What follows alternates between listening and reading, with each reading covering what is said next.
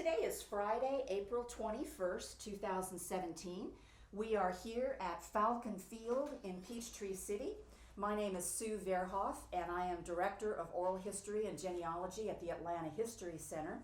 With us today is Betty Bishop, who served during World War II in the aircraft industry, and she has very graciously agreed to come here and share some of her experiences with us. We also have in the room with us her son, Rem Bishop, and he is here as well. Ms. Bishop, thank you so much for coming in today. We're very grateful that you took the time to do this. And thank you for inviting me. Well, thank you. And if we could begin by having you state your full name and the year of your birth. Betty W. Bishop, August 10, 1925. All right, very good. So, Ms. Bishop, tell us a little bit about your growing up years. Well, I was born in West Virginia.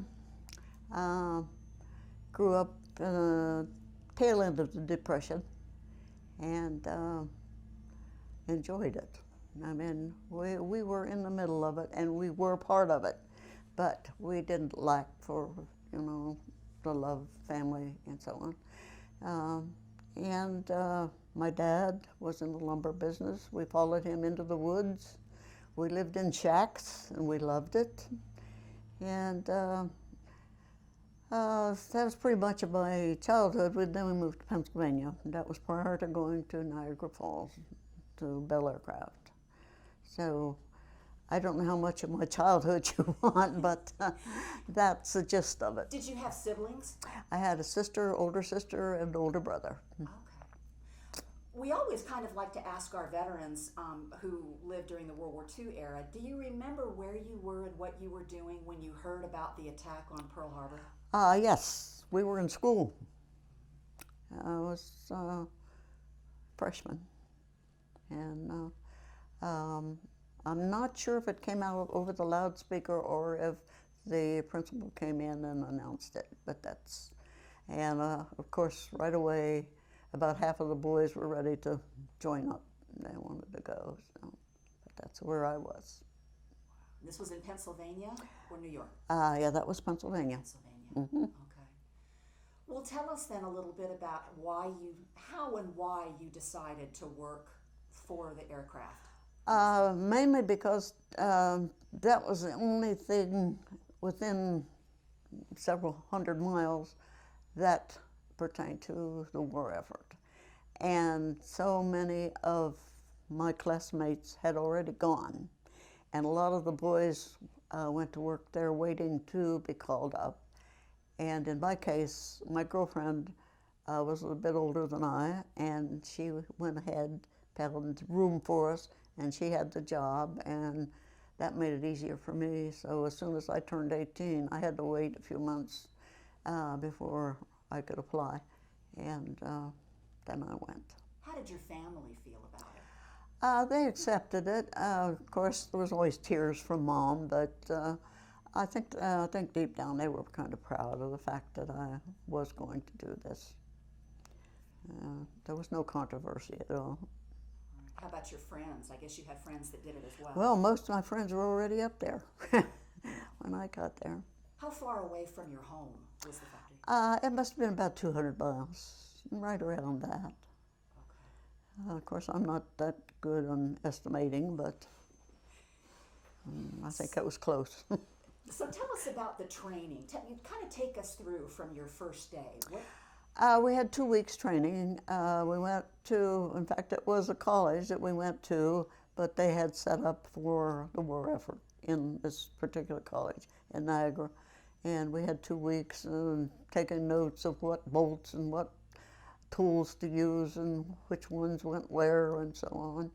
And it was just the 2 weeks, and then they placed us in jobs, and my first one I wasn't very good at. They put me on the P-39, and I worked there for a few months, but I wasn't cut out for that, so I was transferred to P-63. What was your job on the P-39? It was like body work. I had to file and shape the underbelly of the planes, and then to attach them, make sure they were snug or flush, and I fit tightly. and I just couldn't get them even. I'd either take too much off or not enough, and finally, and I did ballast work too, where we fit the squares. It must have been lead, I don't know, because it was heavy, to put in the nose of the plane for ballast. But I only did that just a short while. But I was over on P-53 or 63s for the rest of my time there. Okay. And what did you do on the P-63? My main job was on the landing gear. I inserted the struts, the chips to put in to make the struts come down evenly, you know, to make the real landing gear correspond. And like I've told them before, I think the only reason they kept me on was because I was the only girl on a 29-men gang, which made it nice because they did a lot of the hard work. But my hand would fit down in the hole, and theirs wouldn't, to insert those to make it a little. So, and I also did brakes, bled the brakes, and put the brake fluid. I did oxygen, filled the oxygen, and checked those lines and so on. So did you do all of those tasks on each aircraft? Yeah, I did those on the 63 because each job didn't take that long. Of course, I could make them last. Like I told the fellas over that was flying the planes, I said I spent a lot of time on the pilot seat. I said a lot of time I was sleeping, but I was on the pilot seat. But it was an interesting job, and the people were fantastic. I mean, it was great. And we were entertained by celebrities, by the big bands would come, and as I recall, like I told the other ones, I said, you young guys wouldn't even recognize the band names or the people with the stars' name, but French Otone was one of them that came. And I'm not sure Sammy Kaye. I think that Sammy Kaye and his band was there, because I do have all their autographs. Still have those. And there were several that came. You know, it was more for the sale of war bonds. They came supposedly to cheer us up and cheer us on, but that was the main thing, was to buy war bonds at the time. Gotcha. So describe a normal working day for you. What shift? What did you wear? Where did you go? Well, we had uniforms. I had blue uniform, and of course we had our badge with our department name. I worked second shift, which was great. We went in, I worked like from 12 to, well, I got home around 1, so it was about an 8.5-hour shift usually. And it was fantastic because then we weren't afraid to be out at night. We used to go down the park there by the falls and have snowball fights in the middle of the night, and you know, things like that. It was a good experience. How did you get to and from work? Bus. We had a ride for a while, but my friend of mine was always late, so she got rid of us. But we took the bus. And I really don't remember how far away it was. It was about a 15, 20-mile ride, I think, to Bell. I lived on 4th Street. We could hear the falls from our room, yeah. But yeah, it was a good experience for young people. What kind of breaks did they give you? Meal breaks? Did you get? I think we had a 15-minute break before lunch and after lunch. And then I think it was half-hour lunch, something like that. So about a 10-hour day, 10, 11-hour day? Well, I think it boiled down to about 8.5 hours, actually. It was supposed to be 8, but I think that it was actually worked out about 8.5 hours. And toward the end of the war, we quit. Well, we sold to the Russians, and they're the ones that bought our planes. And toward the end of the war, they didn't need them anymore. So I was transferred to pre-flight, where it made fit armor plate on the planes, and they were used for targets, like drones, and they would send them up and use those for targets. And that was my last job out there. And it's just, well, I guess it doesn't show now, but I had a scar on my nose from running under the ailerons. How did it happen? Tell us about that. Oh, I was always running instead of walking, and they were always yelling at me. In pre-flight, they were on the ground. They weren't up on the catwalks like they were on the assembly line, and they were just on cement, and they were a lot lower, and dodging in under them. Didn't dodge low enough. So I had a scar for a while. I don't think it's still there, but I did for a while. Did they do first aid, or Yeah. did you have to have stitches or anything? No stitches, just a bandage. But I did, like I was telling them over there, the previous interview, the one thing I did, when I worked on the 39s, and the planes were up on the wood catwalk, and we had drills, and of course we had the chuck key to put the drills in and out. Well, that took too long, so instead of that, we'd bump them on the catwalk to loosen them. Well, my finger slid along. I had a splinter. Well, that's still there. I said it was the first time in my life I ever fainted. I said it might have been the last. I don't know, but when she was taking that, the nurse was taking it out. But there was just a lot of fun in it. But I got paid for sitting back in the other room. I made a little, took plexiglass, they had pieces of the plexiglass, and sat back there. I made the cutest little heart, got paid for it. What did you do with the heart? In fact, about a month ago, I gave it to, my youngest son that's here with me.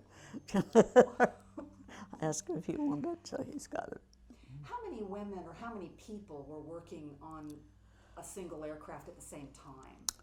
Well, like I said, there was 29 men and on my crew, but they did everything. I mean, I wouldn't be able to tell you what all they did do, but on the assembly line, there was probably a couple hundred on a total, because there may be, as many as 10 planes on one assembly line, but there'd be like maybe 4 or 5 in a row, the lines that we worked on. Okay, so as many as 10 people working on a single aircraft? Yeah, there would be. Did you get in each other's way? We may have. We didn't. They didn't say anything. Well, now I'll take that back, because I used to be fumbling with something, and one of the guys say, "Get out of the way, we'll do it." So, but there was never any hard feelings or any arguments or anything like that. It was just a good bunch of people, and they were all there for the same purpose. Although, like I've said, as a teenager, most of my group, my age group, we were there for the check. I mean, we didn't think too much about what we were doing until it was pointed out to us. And then we were kind of proud of the fact that we were being a bit helpful. So I never expected all this, so the recognition. This is very unexpected. So, but it was a good time. Well, tell us a little bit about the check. That must have been kind of a new experience for many of you. Well, it never was enough. Yeah, it was. I think, I'm pretty sure I made like $28 a week, something like that, and had money taken out for war bonds. In fact, that's what I came to Florida on, was my war bonds. Yeah, we had a room. I just shared, my lifelong buddy and I shared a room, and we ate when we had money, and we didn't when we didn't. But It was a good experience. How did you handle your lunches at work? Did you bring something from home? Or? No, because we just had room. So if we had money, we got a sandwich. If we didn't, get some potato chips or something. I mean, it was no big deal.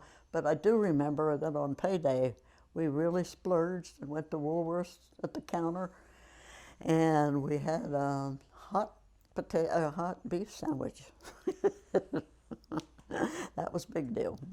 Did they have commissaries on the premises for you to buy lunch? When you It wasn't complete commissary. It was more just like sandwiches that were already made up and maybe bags of chips and stuff like that. It was nothing, no meals or anything like that. So, but and another thing that was a bit interesting was I never smoked, but boy, I was popular when they got the coupons for the cigarettes. So they got those once a month. I don't know whether it was just Bill Aircraft or whether it was everybody in general, but I know they were allowed like a carton of cigarettes or something once a month. So I got, I don't recall selling them, but I know I was pretty popular. Who got them? How long did you work for Bell?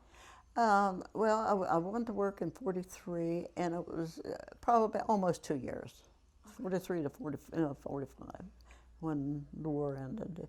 Well, it hadn't totally ended when I left. My sister's husband was overseas, and she was expecting a baby, so we knew that the war that would be let go soon. So I took my leave of absence, took a leave of absence. That way I got my vacation pay and my severance pay, because while I was down there, they sent me my walking papers. I was then let go, and also got that if I'd have just quit, I wouldn't have got. So. Yeah. Was that a disappointment for any of the women that you knew being let go at the end of the war? I wasn't there. Oh, that's right. So I really don't know. I think most of them had something in mind because they knew ahead of time, quite a little while, that they would be let go. So I think most of them had something in mind that they were going to do. I know my friend decided she was going to be a nurse, so she went to school for a little while. Well, I don't think she didn't finish. But most of the ones that I knew had, some of them had already moved on to something else, knowing they would be leaving. So, and of course, several were married, too, got married too. So, but it all worked out the way it was supposed to, I guess. And of course, like I said, I was telling the kids that whoever thought it would come to this. But it's just been my younger son that's here. He's the one that put me in contact, because he lives in here in Snellville, and he saw something about the 63, and he knew I had worked on it. So he contacted Angela, and then she wanted him to get in touch with me. So she contacted me, and we've been back and forth ever since. I was here the first time in '14, and then came in '15. Last year we missed, my oldest son had passed away, and we had his service on the weekend that would have been up here. And so the one year was so rainy, but I hope this year, it's so pretty out there today. They're saying tomorrow is supposed to be beautiful. Sunday we may have some rain, but it Yeah. won't be a washout. So, Yeah. Yeah, everybody. I said I've never met a bunch of people that are so accommodating. They're just plain nice as they are here. Of course, I keep in touch with a lot on Facebook. In fact, I've met several since I've been up here just today that I've been friends with on Facebook for quite a while now. So that's interesting. So it's just been a great experience.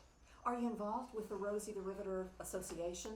In fact, I have their invitation to renew my membership. I haven't done it yet, but I guess it's a pretty good, big organization in it's out west someplace, isn't it? I believe. I think so. But I haven't renewed. But I joined 2 years ago. I think it was when I was here. You mentioned that you sort of initially went into this for the pay, but that it was pointed out to you how important that was. Right. Do you remember that moment when it kind of clicked?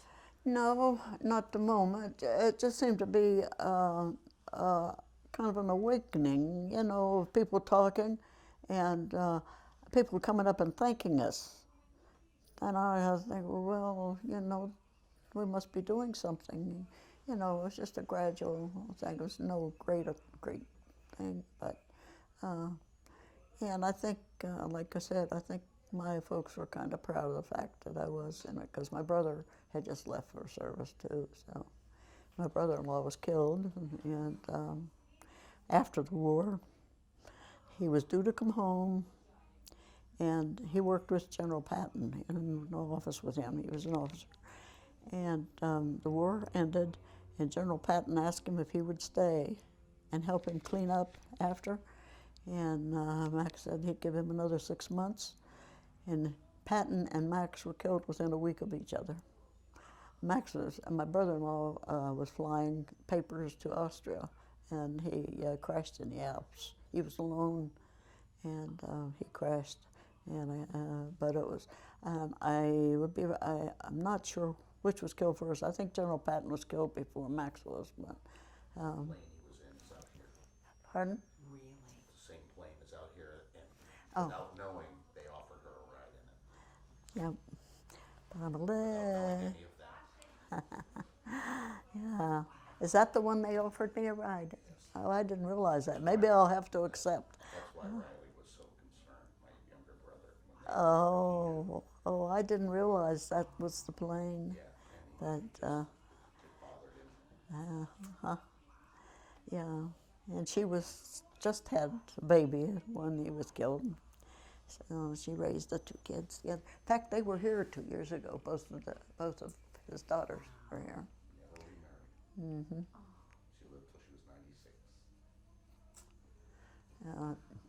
But we're pretty much, my husband was in the big battles in World War II, in Normandy and Battle of the Bulge.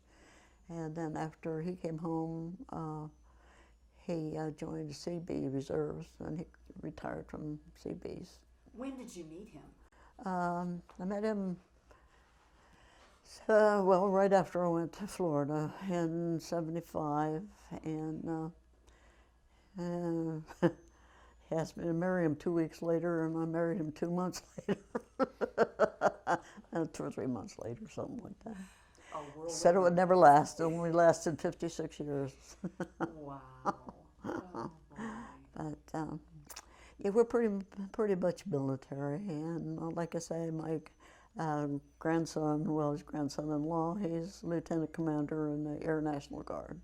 In fact, he was just made commander of his post recently, and that's in Texas. And some of them here in the CAF are hoping to make contact with him when they go down, because it's close. So, yeah, he said he'd like to meet some of them, so that would be nice. So we're pretty much, and then like I say, my son was in the Navy for 4 years, and he was in Vietnam. He wasn't stationed in Vietnam because he was on board ship, but he was in Vietnam. And so anything military, World War II, any of that is very interesting and involved. proud tradition for your family, huh? And yeah, very much so. My brother, he served World War II. So my dad missed it by just a few months. It ended before he was being called up. Wow. Yeah. Well, what do you remember about the end of the war? Do you remember what you were doing when they declared the end of the war in Europe? That would have been May of... Yeah, I was in West Palm Beach at the time, and it was just right after my sister's daughter was born. She was born in April, and then the big one was May. And I remember Well, at the time we said, well, Max should be home before too long. I remember talking about that, and because of course, he had never seen the youngest one, and in fact, I remember being on my sister's screen porch at the time when they said it was ended. So, but. And then how about August, when the atomic bombs Well, were dropped? yeah, I was still there. Of course, Max was killed in December of that, after it was all over. But well, I've been in Florida ever since, off and on. I mean, we've made moves north and back, but that's been our point. So. What's your clearest memory of the time that you spent at the plant? Do you have any memories that stand out? There's several things. Well, like I said, was being hurt. That always you remember. But I do remember the owner, who was Larry Bell, Lawrence Bell, that had owner Bell Aircraft. I remember him coming through and complimenting us, and I thought that was a big deal for somebody like him to take the time to pay attention to just us dirty workers. So, and things like that. And then, of course, there are just so many nice people. In fact, I'm still in touch with the one, kept in touch with several, but they're dying off. But there's one that's we're still in touch. From Bell Aircraft, yeah. Great. In fact, I asked her if she had anything that she could donate for me to bring here, and she said she thought she did, but she didn't know where she'd find them. Because she's 2 or 3 years older than me, so that'd make her about 94. But. Well, I should ask you too, you were way, way north and you worked there for about 2 years. How did the weather affect your work? Do you remember any issues with the cold? Not as far as affecting the work. I remember we had an accident going. We caught a ride, my girlfriend and I caught a ride home with a girl that was driving to her place a little farther south than us. And on the way back, it was, of course, Pennsylvania and New York were snowy in winter and slippery. And we were coming up the hill, and we didn't realize that they were they used ashes back then. And just over the hill, they were putting ashes on. Well, she had gunned it to make it up the hill. So she couldn't stop. So our car flipped over. And I remember I was on the outside. We were flipped over on the side, and they were all squashed down under me, and I was trying to reach the passenger door to get it open. I finally stood on them and got it open. And then, of course, the police came and so on. But we were due back at work at 4 o'clock. And so Ann, my friend, and I decided we'd hitchhike. So we hitchhiked, got a ride right there, right up to the door of Bell Aircraft, got there right time to go to work. Look around and here our friend is, she is driving in. So, but the most I remember about the snowy and the cold is our fun at night after we'd get off work at 1 or 2 o'clock in the morning, go down in the park, and we'd build forts, have snow fights, and have a ball. So it wasn't all work. So.